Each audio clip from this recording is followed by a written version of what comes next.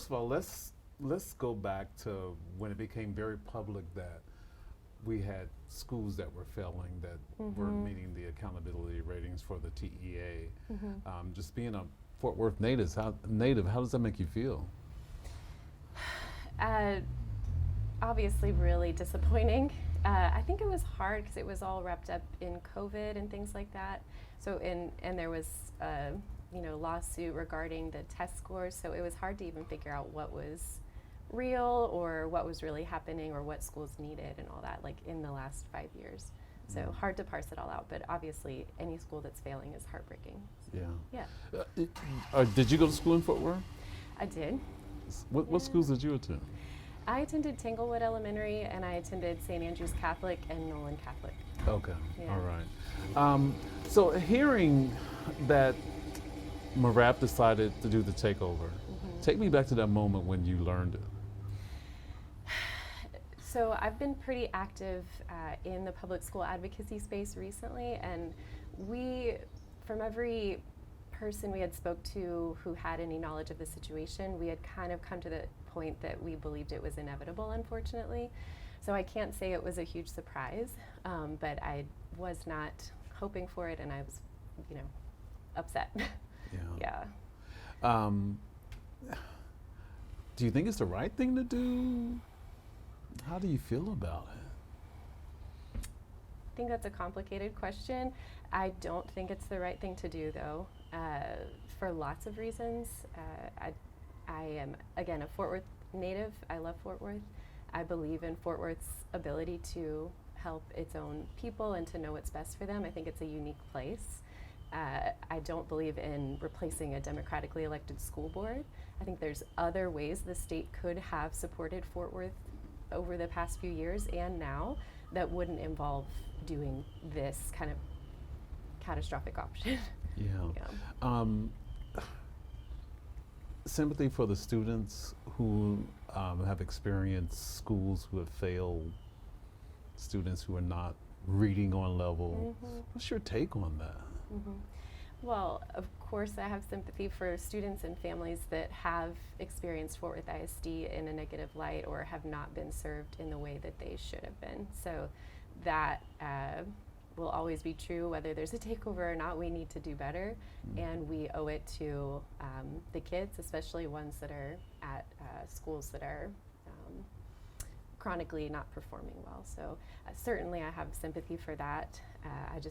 Some people seem to say that the takeover, we might as well try it because other things haven't worked out, but I don't think that this is going to do what we think it's going to do. Yeah. What would you say to the teachers?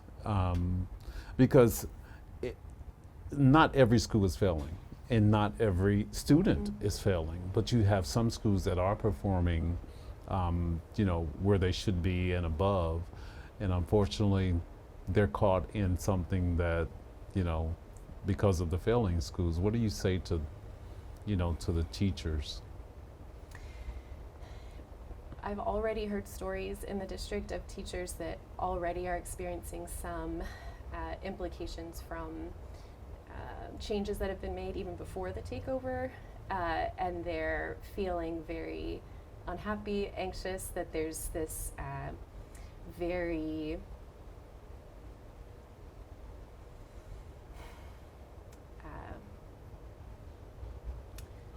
I don't know if I should start over. No, it's fine. It's taped. Yeah. I've already heard from teachers that are feeling upset that there are these very strict rules already being implemented in certain campuses even before the takeover. My understanding is that these things that are being implemented are things that MARAP is going to institute more widely going forward. So, for instance, kids have to do these demonstrations of learning at the end of every class, but from what I've been hearing, it has to be at the exact right time and has to be done a very specific way. And teachers feel that there's punitive measures that will be taken if they don't do it that exact way. We can see in Houston that the teacher attrition has been really bad. So I don't want that to happen in Fort Worth, and I can already see the writing on the wall.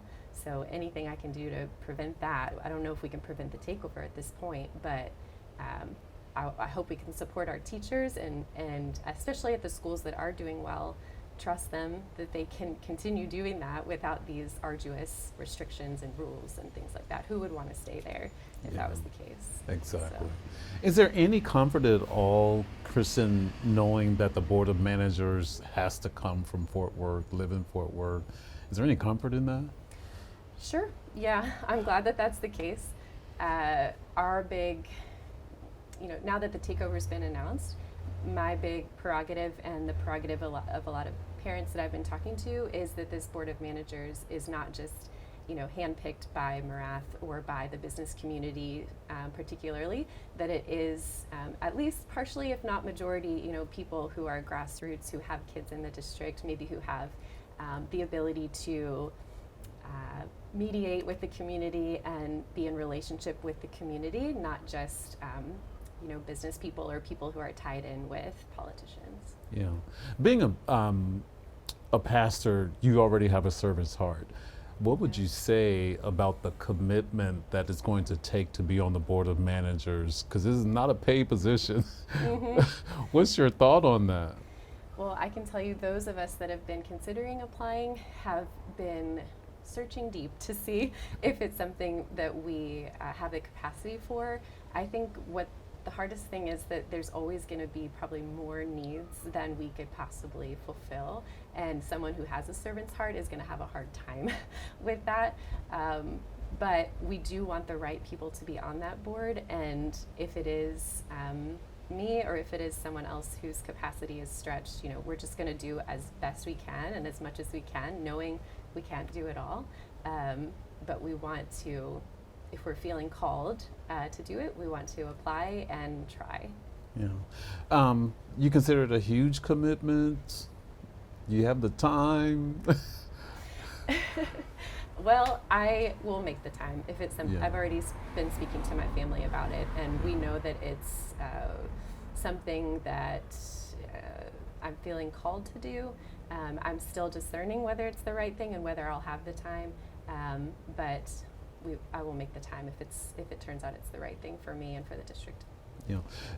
For people who have not delved into the application process, from what you've read and what you've researched already, what would you say to anyone who's even thinking about it, or maybe there is someone who has the time, commitment, the calling or the desire? What would you say to them? What would be your words to them about applying?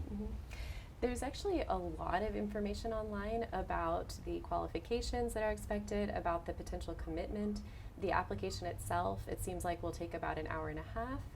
The initial commitment is going to be pretty heavy, 40 hours a month or so is what I've read, and then going forward it'll drop off a little bit. But I hope that if anybody feels like they're being called to apply, that they do. We want a big swath of people to apply with different backgrounds and different experiences and people from different parts of the city. So I would encourage anyone to apply if they feel like they might be a good candidate.